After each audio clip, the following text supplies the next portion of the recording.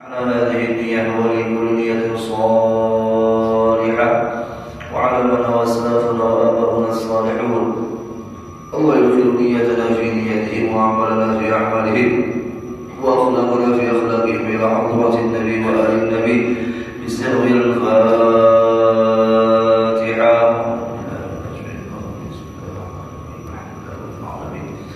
الرحمن الرحيم مالك يوم الدين إياك نعبد وإياك نستعين صراط المستقيم صراط الذين أنعمت عليهم غير المغضوب عليهم ولا الضالين. السلام عليكم ورحمة الله وبركاته. الحمد لله الذي هدانا لهذا وما كنا لنهتدي لولا أن هدانا الله.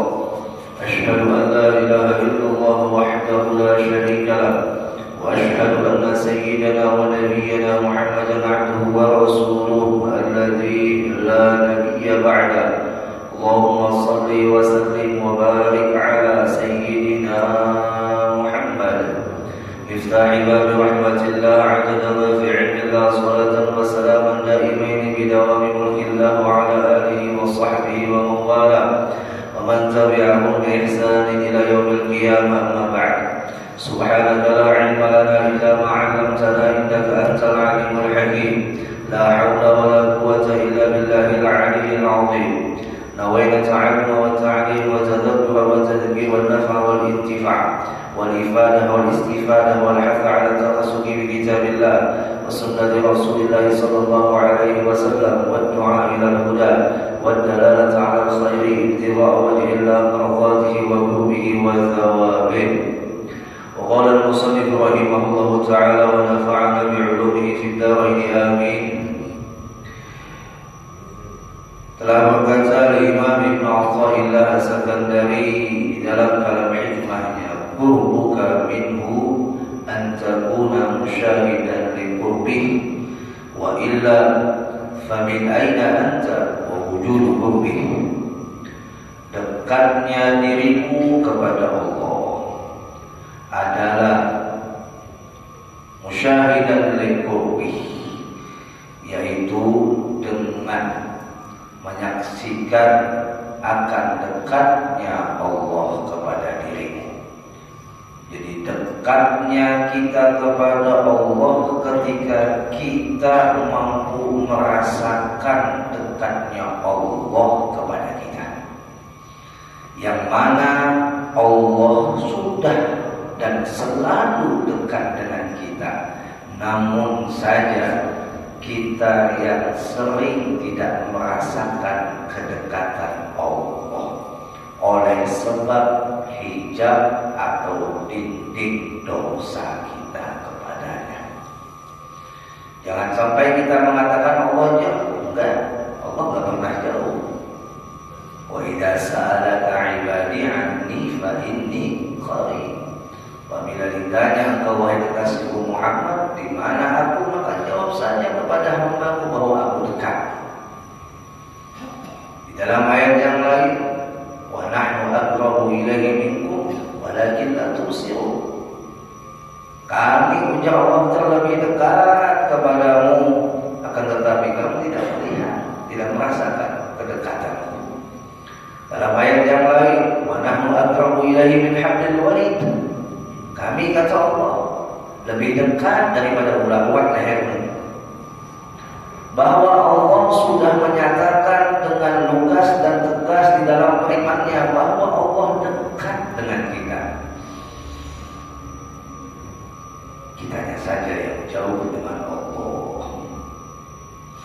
Jadi mun hendak tahu, ya kan, dekatnya diri kita kepada Allah itu ketika kita mampu merasakan hadirnya Allah di dalam diri kita, atau dekatnya Allah di dalam diri kita. Wa illa, jika tidak, famin aina anta, maka di mana kamu? Wujudu qurbi, yang mana wujud dekatnya Allah itu sudah ada. Yang ditanya itu bukan dekatnya Allah, tapi tanya di mana kamu.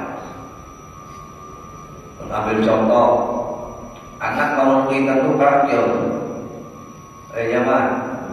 Parak yo. Parak. Ya.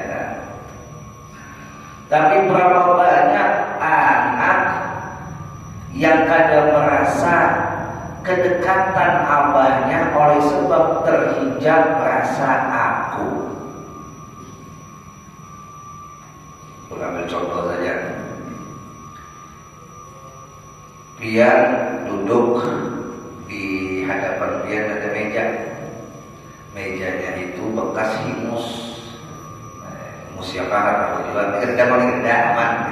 Kisah aja lah. Ada hingus. Tak pakai pian dengan hingus tadi. Pian merasa jijik kan? Merasa jijik kan? Pak, merasa jijik kan? Merasa jijik. Lalu pian cari tisu. Pian sapu, pian bersihkan. Dalam beberapa menit, pian wahyu. Pian wahyu. Hingus pian kena tangan pian. Kenapa pian kada abut? Padahal hingus pian dengan hingus yang di meja tadi sama ada. Bedanya apa? Itu hingus orang lain, ini hingus orang. Karena merasa ini ampun seorang, lalu merasa tidak jijik. Karena itu merasa ampun orang, lalu merasa jijik. Selama perasaan aku itu ada, maka selalu saja timbul rasa jijik dengan orang lain, rasa merendahkan kepada orang lain. Kenapa? Anania, rasa keakuan itu ada. Nah begitu juga orang tua itu sudah dekat dengan si anak, tapi anak tidak merasakan kedekatan orang tua oleh sebab keakuan dirinya merasa lebih hebat daripada orang tuanya. Sehingga si anak tidak mampu menghormati orang tuanya, tidak mampu merasakan kasih sayang orang tuanya, tidak mampu merasakan kedekatan orang tuanya, oleh sebab hijab keakuan diri lebih hebat daripada orang tuanya. Itu juga bahwa Allah itu dekat dan jauh. Kita yang terhijab oleh keakuan merasa kuat, lalu hilanglah yang maha kuat. Merasa suci, lalu hilanglah yang maha suci. Merasa alim, lalu hilanglah yang maha alim.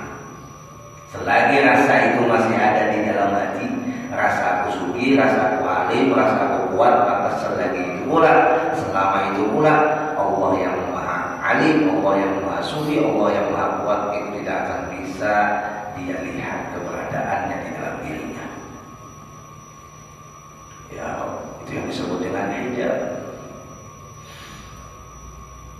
Bahkan dia tidak mampu merasakan cintanya Allah kepadanya. Cinta Allah terhadap hambanya itu terdahulu sifatnya daripada hambanya mencintai Allah sebagai Tuhannya. Cinta Allah terhadap hambanya itu terlebih dulu daripada hamba mencintainya, itu mesti Tuhannya.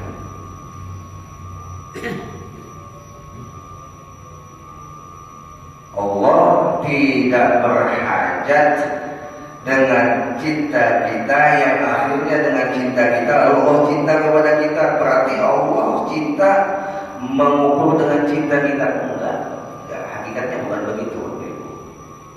Kalau karena cinta kita lalu Allah cinta kepada kita, berarti Allah bisa diatur dong cintanya. Enggak. Tapi sayangnya cinta Allah yang terdahulu kepada kita, kita tidak mampu merasakan cintanya. Lalu akhirnya kita malah mengkhianati cintanya Allah. Selingkuh kita lawan Tuhan. Ya Allah. Kita ini dijadikan karena atas cinta. Kuntukan zat makhfiyan. Dalam hadis kursi adalah aku dulu berada di dalam pembendaharaanku yang tidak ada satupun makhluk pada saat itu. Hanya aku sendiri, kata Allah. Allah di saat sendiri dan di saat ada makhluk itu tidak ada perubahan, tetap Allah Tuhan. Ada makhluk atau tidak makhluk, Allah tetap Tuhan. Ya. Bukan berarti setelah ada makhluk baru Allah itu Tuhan. Nah, sebelum dijadikan makhluk Allah sudah Tuhan. Ya. Lalu kata Allah, fa'ahbabtu an u'rafa, fa'ahbabtu an u'rafa, maka aku menginginkan untuk dikenal. Dikenal, yang mana Allah memakai kalimat fa'ahbabtu. Bahasa lainnya, aku cinta lawan orang yang mengenalku. Kayak itu bahasa. Jadi kita dijadikan oleh Allah tujuannya apa? Ya, untuk supaya kita kenal. Liya'budun itu kan tafsirnya liya'rifun. Lalu fakhalaqtul khalqa, maka aku jadikan makhluk. Untuk apa? Fabi'arifuni, untuk supaya kenal kepadamu. Ya Allah. Allah sudah cinta lawan kita, dan ketika Allah menampakkan cintanya kepada kita itu dengan berbagai cara atau dengan berbagai tanda yang Allah berikan kepada kita. Satu, apabila hamba itu merasakan cintanya Allah, mampu merasakan cintanya Allah, maka hamba itu dikasih tanda oleh Allah, hubbiba ilaihil ma'ruf. Atau hubbiba ilaihil ma'ruf, diberikan oleh Allah cinta untuk melakukan kebaikan. Anak bisa patuh lawan perintah, bisa hormat dengan perintah, karena anak sudah mampu merasakan cintanya perintah.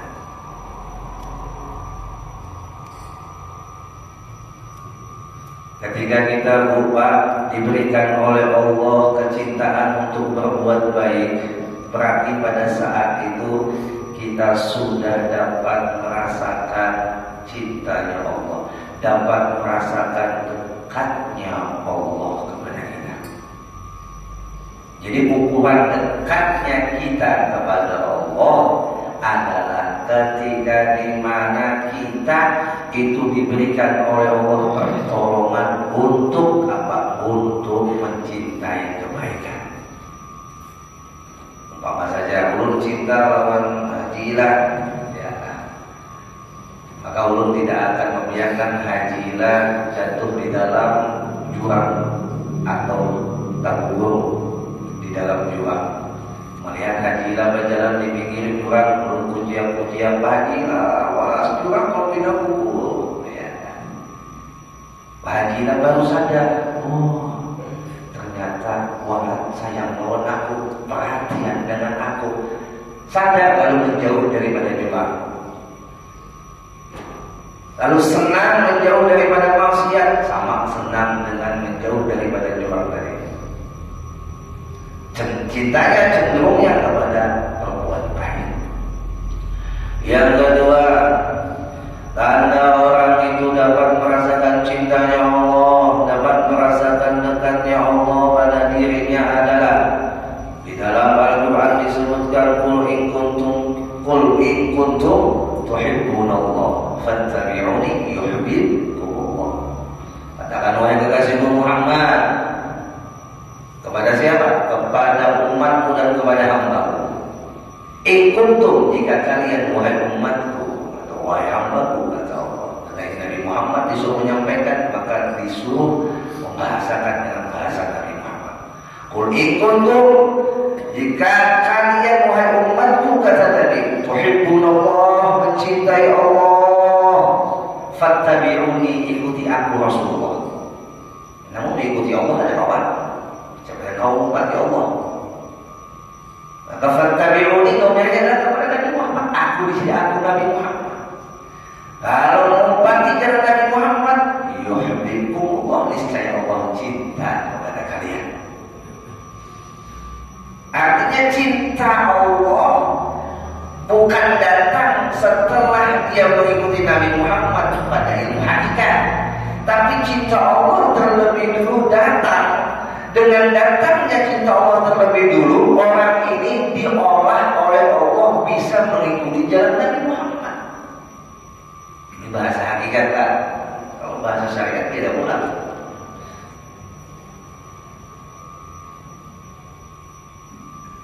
Dua, saudara. Yang ketiga, apabila Allah itu cinta, apabila hamba Allah itu merasakan cintanya Allah pada dirinya, merasakan dekatnya Allah pada dirinya, maka dia ditolong oleh Allah untuk taubat. Dari mana? Innallaha yuhibbut tawwabin. Sungguhnya Allah cinta kepada orang yang suka taubat. Wa yuhibbul mutatahhirin, dan cinta kepada orang yang suka bersih lahir dan batin. Hamba yang dapat merasakan cintanya Allah, hamba yang dapat merasakan dekatnya Allah kepada dirinya adalah hamba yang ketika dia berbuat salah dia taubat kepada Allah, dan dia suka membarasihi lahir dan batin. Berapa dan tiga lah? 4 pulang. Tandanya hamba itu dapat merasakan cintanya Allah dan juga dapat merasakan dekatnya Allah pada dirinya adalah dia mampu berbuat baik. Innallaha yuhibbul muhsinin. Sungguh Allah cinta kepada orang yang berbuat baik. Apabila dia sudah sadar, merasa duasi, merasa dan sadarnya dipanjang akan hadirnya cinta Allah kepadanya, akan hadirnya dekatnya Allah kepadanya, maka dia akan mendapatkan yang disebutkan oleh Nabi di dalam hadisnya. Ujar Nabi, Innallaha idza ahabba 'abdan nada Jibril. Sungguhnya apabila Allah itu cinta kepada satu hamba, ingat bahasa syariat hadis ini. Kalau kita masukkan bahasa hakikat, cinta Allah yang terdahulu itu kepada hambanya dapat dirasakan hambanya. Itu adalah Allah nampakkan, Allah viralkan, ya kan? Allah viralkan hamba tersebut kepada siapa? Kepada Jibril. Jibril, inni uhibbu fulanan, aku cinta kepada ini fulan. Tadinya Allah sembunyikan. Tapi karena sudah cintanya kayak orang keumahan hebat, ya. Kayak kita keumahan tempat bini bunga seumpama, ya. Sayang pada kita orang tak sayang pada orang bini saking rumahnya berkisah terusnya, ya. Kita viralkan orang lain, kita kisahkan orang lain, itu orang cinta. Jadi biar jangan pernah menyalahkan orang yang menceritakan orang yang dicintainya. Umpama ada orang menceritakan tentang anaknya itu disalahkan, ya kita anaknya wajar aja. Mungkin ada tujuh mendengar untuk telinganya, jangan untuk mulut orang. Ya, enak dia merasakan dulu kayak dia mencintai sesuatu, lalu untuk dia gatal dan berkisah. Ya, ada murid cinta orang tuanya bikin manakib. Supaya apa? Supaya bukan saja dirinya yang bercerita tentang gurunya yang dia cintai, orang yang selanjutnya pun menceritakan gurunya yang dia cintai. Itulah posisi orang yang sedang bercinta, gatal mulut tentang berkisah. Nah, apabila Allah sudah menarik hambanya untuk sadar akan cintanya Allah kepada diri Muhammad di bahasa hakikat, maka Allah firmankan, Allah sebutkan hamba itu kepada malaikat Jibril. Malaikat Jibril pun turun ke langit pertama, menghabarkan lagi kepada seluruh malaikat yang ada di langit dan penduduk di langit, mengatakan bahwasanya Allah cinta kepada si fulan, maka cintailah itu fulan, dan aku pun cinta kepada itu fulan, maka cintailah itu fulan. Diajak oleh malaikat Jibril pulang. Jadi dari malaikat Jibril sampai pulang ke malaikat-malaikat yang lainnya. Dari malaikat-malaikat yang lain penduduk langit pun sudah tahu, oh ini orang yang dicintai Allah. Ya. turunlah kabar viral di langit ke dunia. Hatta yuqalu lahul qabulu fil ard. Hingga hanya cinta yang viral di langit tadi diletakkan di dunia, dan makhluk-makhluk Allah yang sadar cintanya Allah itu ada pada dirinya, sadar dekatnya Allah itu ada pada dirinya, dia tertarik mencintai orang yang juga sadar bahwasanya Allah itu cinta pada dirinya, sadar akan dekatnya Allah pada dirinya. Hingga apabila sudah sadar, sampai sadar bahwa cinta Allah itu ada pada dirinya, sadar bahwa dekatnya Allah pada dirinya, dia tidak akan menyia-nyiakan cintanya Allah, dia tidak akan menyia-nyiakan dekatnya Allah. Artinya kita ini sebenarnya hakikatnya kadang mampu mencintai Allah, kalau tidak Allah juga yang memberikan cinta. Nah, itulah bahasanya. Ini kan kita bicara masalah hakikat lah. Kalau ada nanti penjelasan ulama lain tentang masalah apabila Allah mencintai maka hamba itu begini ya, itu bahasa syariat, bahasa qadir, jangan disalahkan. Karena pembahasan di dalam pembahasan hakikat, maka memasukkan bahasa hakikat supaya ketika kita mengatakan aku cinta Allah, lalu Allah cinta kepada kita, cinta kepada aku, bukan begitu. Aku bisa cinta Allah karena Allah cinta kepada aku, tak mampu bercinta kalau tanpa Allah mencintaku. Begitulah bahasa hakikatnya. Ini adalah dalam hati yang diucapkan memberikan.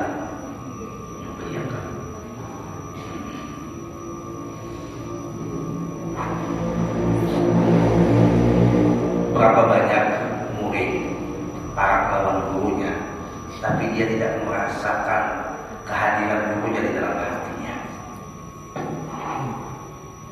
tidak merasakan kedekatan gurunya di dalam hatinya. Dekat sudah, berkata sudah, berjalan sama sudah, bahkan maaf semua seliu nolong guru, masya Allah, tapi dalam hatinya tidak merasakan cinta gurunya kepada dirinya.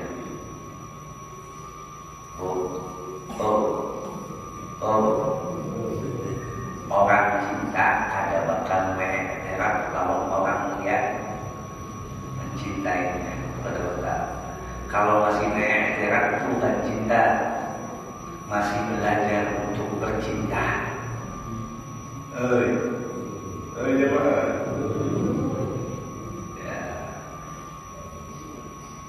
Ada Imam Ghazali, orang itu bisa menjadi baik setidaknya dia melakukan salah satu daripada 3 perkara. Ya kan? 1, mencari aibnya seorang tanpa bantu orang lain. Ini kelasnya sudah orang yang sudah belajar tentang ilmu aib. Kalau ada kawat turun ke Imam Ghazali yang kedua, ya kan? Suka diingatkan tentang aib, suka diingatkan tentang aibnya oleh siapa? Oleh orang lain. Ya. Bahkan Sayyidina Umar itu berdoa dengan doa mudah Allah merahmati orang yang telah menampakkan aibku. Jamaah. Tapi ada etikanya. Begini, umpama ada kuitan menasehati anaknya dengan caranya kuitannya, kita ini bukan siapa-siapa, jangan ikut campur dalam urusannya, jangan kisah jadi penengah, jangan urusan sidin lawan anak sidin, paham ya Pak? Ada kakak nasihati adiknya, jangan bilang iya, tidak mencampuri. Kayak cara kakaknya menasihatinya, pasti tujuan si kakak ingin baik kepada adiknya. Kadang mungkin, ya kan? Jangan bercampur, mungkin bercampur, biar nggak ada etika. Masuk dalam urusan pribadi namanya. Ada laki lawan bini bakal laki, yang bukan siapa-siapa masuk ke dalam situ. Hatta lihat sebagai kuitannya pun tidak boleh ikut campur. Ada etika. Jangan kisah jadi orang ketiga pemisah, tidak ada bagus, tidak ada akhlak namanya. Nah, ini pentingnya ilmu etika. melerai orang yang sedang saling memberikan nasihat, atau ada yang memberikan nasihat kepada orang yang pribadi sifatnya, kita jangan bercampur. Lain halnya orang yang ada hubungan, ya wajib kita melerai. Ini orang lagi menceramahi adiknya, atau kita lagi menceramahi anaknya, kita kan tentu lupa. Apalagi pun kita statusnya cuma menantu, statusnya cuma ipar, jangan terlupa kada beretika. Ya, kalau ada guru lagi menasihati muridnya, datang-datang orang lain menyalahkan guru, dia salah kepada murid, kada beretika. Biarkan guru itu sedang menasihati muridnya. Ya. Umpama saja sekian sebagai orang tua dari anak pian yang belajar lawan guru itu. Guru itu sedang menasihati anak pian, karena anak pian adalah muridnya. Pian sebagai orang tua pun kada boleh menahan nasihat guru kepada si muridnya. Kebetulan guru itu adalah pian. Biarkan guru itu sedang menyampaikan nasihatnya dengan caranya. Ya, karena guru tahu kapasitas ini murid bagaimana cara menyampaikannya. Jangan seorang hanya datang kenal hanya raja juga, ya tiba-tiba langsung campur dalam urusan pribadi, tidak boleh. Ya, kada beretika. Jadi dulu ada cerita ya di negara, guru ini sidin punya masalah dengan dan sangat sidin. Sampai dengan sangat sedih. Datang murid kesayangan, karena merasa disayangi guru kan, hendak juga digagal bercampur. Apa yang dorong sidin? Dorong sidin sampai jatuh itu murid. Dorong sidin. Habis selesai, sidin melakukan mediasi dengan cara sidin kepada saudaranya, dipanggil itu murid. Saya mau tanya, apa urusan Anda ikut campur dengan urusan saya? Itu saudara saya. Murid baru nangis, minta maaf Pak Guru. Dikira tadi bujur, kada tahu salah. Ini pentingnya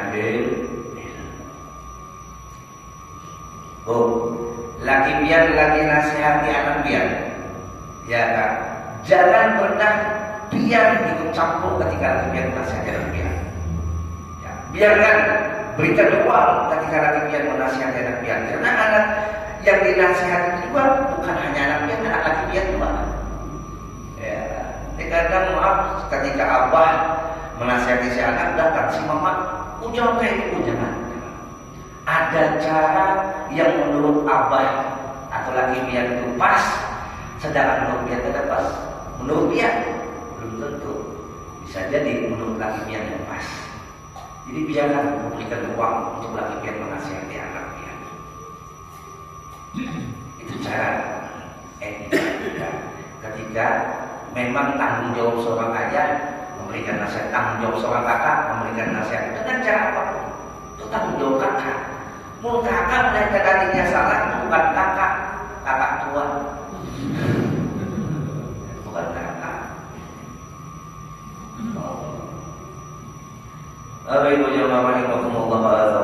Nah begitu juga Allah ketika ingin membuat hambanya itu menjadi baik, ya kan? Didatangkanlah orang yang baik untuk menasihatinya. Menasihati si hamba yang diinginkan oleh Allah menjadi baik. Jadi hidayah itu, ya kan? Sifatnya ada yang dari atas ke bawah, ada yang dari bawah ke atas. Jadi hasil hidayah itu bisa didapat karena murni tanpa ikhtiar makhluk, langsung Allah berikan, ya kan? Tiba-tiba langsung mendadak menangis di tengah malam, terbayang dosa, ya. Tiba-tiba terbayang dosa, gemetar jiwanya, lalu akhirnya dia tobat kepada Allah. Ada juga hidayah itu datang karena Allah datangkan kawan baik yang selalu mengingatkannya, hingga akhirnya dengan diingatkan dia menjadi baik, padahal hakikatnya Allah juga yang menariknya untuk menjadi baik. Yang ketiga, yang kedua ini juga akan dapat ada mempan dihadirkan kawan baik, atau ada respeknya, ada responnya. Maka yang ketiga Allah hadirkan alam yang kedua, apa musibah, bangkrut, garing, kebakaran, bumi, sampai akhirnya nangis dan kembali kepada Allah. Itu cara Allah. Sayangnya Allah ya untuk menarik orang yang disayangi dengan cara yang sesuai fungsinya. Kan kalau disamakan ya. Yang satu bisa memelik aibnya seorang tanpa ada ikhtiar makhluk yang lain. Ya Allah menghendaki dia dapat hidayah secara langsung. Yang kedua Allah hadirkan orang lain untuk menasihatinya. Yang ketiga Allah hadirkan musibah lalu dia sadar. Cara Allah ya, kadang kalau kita menghakimi cara Allah. Nah, Bapak Ibu jamaah rahimakumullah azzabakumullah. Kesimpulannya karena sudah ingatkan bahwa Allah itu sayang. Sebelum kita sayang bahwa Allah sudah sayang bahwa kita. Sebelum kita mendekat dengannya, Allah sudah dekat dengan kita. Ya, kita aja yang kadang mampu merasakan cintanya Allah. Kita saja yang tidak mampu merasakan dekatnya Allah oleh sebab hijab dosa kita. Ya Allah, mudah Allah mengampuni dosa-dosa kita, sehingga hijab yang ada di dalam hati kita, di dalam jiwa kita yang mendidik kita mampu merasakan hadirnya Allah itu tercabut, hilang, hancur, luluh lantak, sehingga tidak ada lagi hijab antara kita dengan Allah. Tidak ada lagi jarak antara kita dengan Allah. Jarak yang mulai kita merasa jauh dengan Allah adalah dosa-dosa, dosa istighfari, dosa. Makanya Allah sebutkan aku suka orang yang suka taubat. Bahkan disebutkan dalam hadis, aku terlebih senang ya Allah yafrahu bi taubati 'abdi. Allah itu paling senang dengan taubat hambanya. Subhanallah, kalau itu pada mendalam hambanya itu minta ampun itu paling betul. Jadi jangan ditinggal setiap doa untuk minta ampun lawan Tuhan. Jangan betul minta ini itu tapi minta ampun jangan. Ya, selalu sisipkan doa minta ampun. Yang ada apa doa yang panjang, doa yang pendek, gampang. Doa yang pendek umpama astagfirullahaladzim, ya insya Allah hafal berataan. Punya hafal Sayyidul Istighfar bagus lagi. Ya Allah. Sayyidul Istighfar itu dari mulut siapa? Awalnya membaca dari mulut Nabi Muhammad. Subhanallah, Nabi Muhammad yang maksud membaca Sayyidul Istighfar. Kita yang diikat, jadi kita dah membaca ya Allah. Nah, hilangkan sifat di dalam hati merasa suci, merasa dihilangkan. Pegangan kita hilangkan. Karena kalau langsung pegangan. Ibaratkan menapas baju yang melepaskannya tak pas, dia perlu proses. Jangan dia dapat merasakan nyamannya hidup ketika dia bisa merasa dibersamai Allah.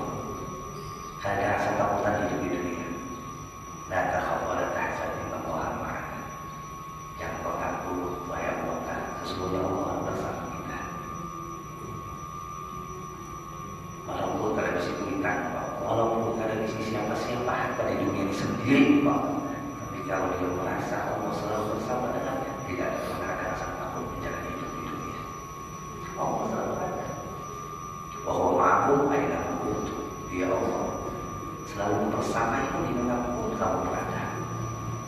Ya Allah, Ilahi anta maksudi wa ridha